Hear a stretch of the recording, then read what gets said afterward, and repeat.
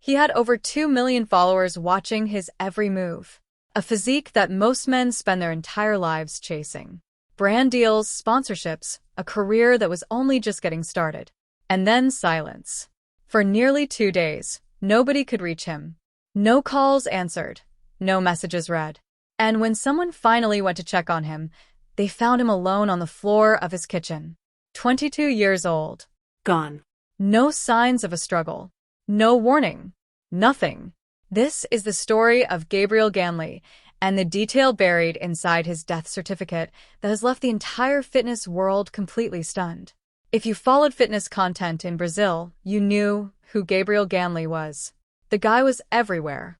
Over 3 million followers on Instagram. Another 3 million on TikTok. 403,000 subscribers on YouTube. And this wasn't some overnight clout chaser who blew up posting thirst traps. Ganley was the real deal. He trained seriously, documented his journey honestly, and built a fan base that genuinely connected with him on a personal level. What made him stand out wasn't just the size of his arms or the definition in his physique, it was the energy he brought to everything he did. His content felt authentic. He wasn't performing for the camera, he was living his life and letting people come along for the ride. Discipline, consistency, passion, those were the words people used when they talked about him. His sponsor, Integral Medica, one of Brazil's biggest supplement brands, didn't just sign him because he looked good on camera. They believed in what he represented. He was the kind of influencer younger guys looked up to, not just for fitness tips, but for motivation. For proof that if you put in the work, the results would come. And by every measure, his results had come. He was young, successful, growing, and it looked like the best years of his career were still ahead of him. But behind that picture-perfect feed, something was quietly going wrong, something that even he may not have known about. It started with unanswered messages, then missed calls. Friends trying to reach Gabriel, getting nothing back. For most people, going a day without responding to someone isn't unusual. Maybe you're busy, maybe you need a break from the phone. But when the hours stretched into a second day and still nothing, the people closest to him started to worry. Eventually, a friend went to his apartment in São Paulo to check on him. What they found inside would send shockwaves through the entire Brazilian fitness community almost immediately. Gabriel Ganley was found dead in the kitchen of his home. He was 22 years old. And according to CNN Brazil, which was among the first outlets to report on the story, there were no apparent signs of violence at the scene. No break-in. No indication of foul play. Just a young man alone, who had seemingly collapsed without anyone knowing. The São Paulo authorities were notified, and an investigation was opened almost immediately. But from the very beginning, it was clear that this wasn't being treated as a crime scene in the traditional sense. The focus shifted quickly, not to who might have hurt him, but to what might have been happening inside his own body. And that question would take everyone somewhere no one expected. A few days after Gabriel's death on May 23, 2026, the Brazilian news outlet G1 Globo published a report that changed the entire conversation around his passing. They had obtained information from Ganley's death certificate, and what it listed as the cause of his sudden death stopped people in their tracks. Hypertrophic cardiomyopathy. For most people, that term means very little. It sounds clinical, complicated, like something you'd read in a medical textbook and immediately forget. But what it describes is something quietly devastating and far more common in young athletes than most people realize. According to the Mayo Clinic, hypertrophic cardiomyopathy is a condition where the muscle wall of the heart becomes abnormally thick. And the terrifying thing about it is this: when the heart muscle thickens, it becomes harder, sometimes significantly harder, for the heart to pump blood the way it's supposed to. The organ that's supposed to be your body's engine starts working against itself. The death certificate indicated that Gabriel died suddenly as a result of this condition. At 22 years old. In the kitchen of his apartment. Alone. But here's where it gets complicated and why the story doesn't end there. While the death certificate listed hypertrophic cardiomyopathy, G1 Globo was also careful to note that this has not yet been confirmed as the official, final cause of death. Authorities in São Paulo are still actively investigating. The SSP, the Public Security Secretariat, stated that police are currently waiting on the results of forensic reports from the IML, which is Brazil's Institute of Legal Medicine. Until those results come back, everything on that certificate is preliminary. So the full picture isn't complete yet. But what's already on the table is enough to raise serious, uncomfortable questions, not just about Gabriel, but about the world he was part of. Here's what makes hypertrophic cardiomyopathy so particularly cruel when it comes to young, physically active people. It hides. It hides extremely well. Most people with this condition have no idea they have it. There are no obvious symptoms in the early stages. No pain, no shortness of breath that seems out of the ordinary, nothing that would send a healthy, active 22-year-old to a cardiologist. In fact, for many people, the first time they ever know something is wrong is when it's already too late. According to medical data, hypertrophic cardiomyopathy is one of the leading causes of sudden cardiac death in young athletes. Not in the elderly, not in people who are already sick. In young, fit, physically active people who by all outward appearances are the picture of health. That's what makes it so devastating and so difficult to talk about in a space like the fitness industry where physical excellence is the entire brand. The condition is often genetic, meaning some people are born with a predisposition to it, and no amount of training or clean eating or supplementation is going to change the underlying structure of their heart. But here's where things get more complicated, and where the conversation in the fitness world has started to get louder.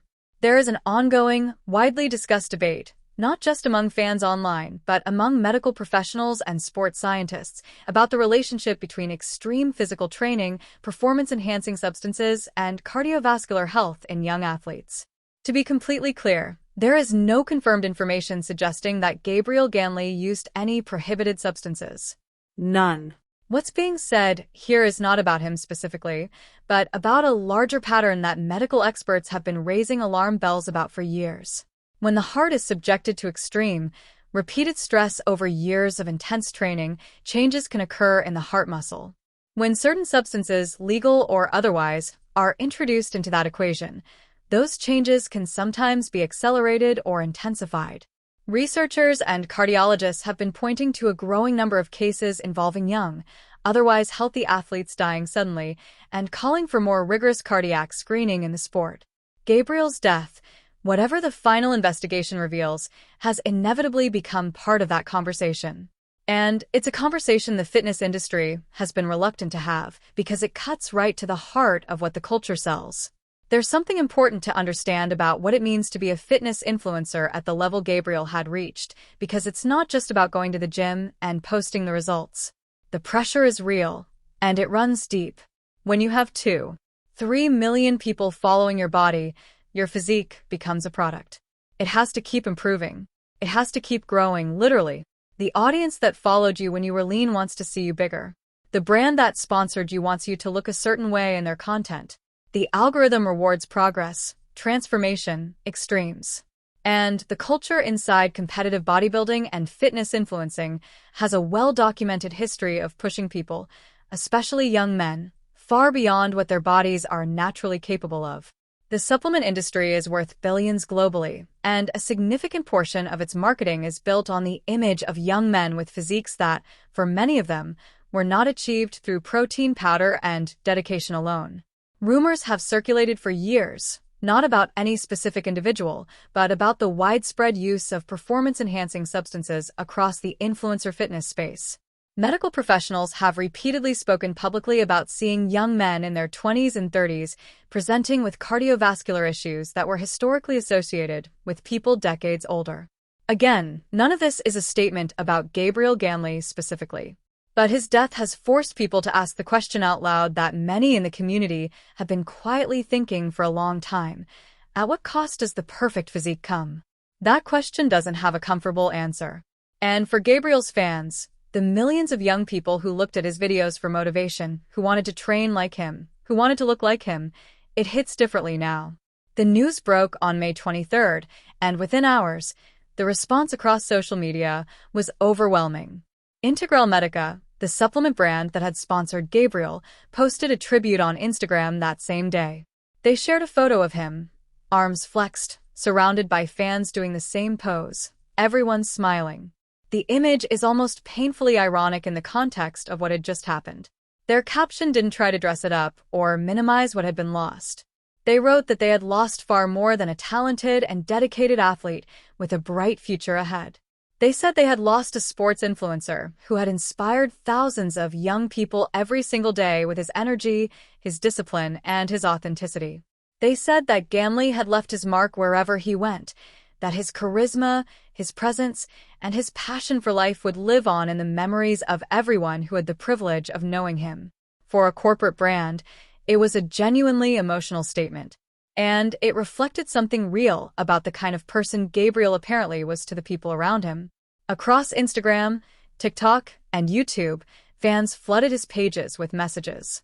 People who had never met him, who had only ever watched him through a screen, were genuinely grieving. That's not nothing. That's the mark of someone who had managed to make a real connection through the noise of the internet, which, if you've ever tried to build an audience online, you know is harder than it sounds.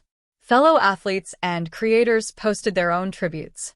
The Brazilian fitness community, which had celebrated his rise, was now coming to terms with the reality that he was gone. At 22, without any warning that anyone could see. And in the middle of all that grief, the questions kept coming. As of the time this script was written, the investigation into Gabriel Ganley's death is still ongoing. The SSP has confirmed that police are waiting on forensic results from the IML before any official cause of death is declared. That process takes time, and until it's complete, everything remains technically unresolved. The death certificate points to hypertrophic cardiomyopathy. Medical experts will examine the forensic evidence. The full picture will eventually come into focus, though for his family, his friends, and his millions of followers, no official report is going to make sense of losing someone that young, that full of life, that suddenly. What his story does do, regardless of what the final investigation concludes, is force a reckoning. The fitness influencer space is one of the fastest-growing corners of social media, and it markets itself almost exclusively on the idea of health, of strength, of longevity, of becoming the best version of yourself. And yet the bodies being sold as the ideal are, in many cases, being pushed to extremes that carry real, documented risks that almost never get talked about in the content itself. Gabriel Ganley was not the first young athlete to die suddenly and unexpectedly.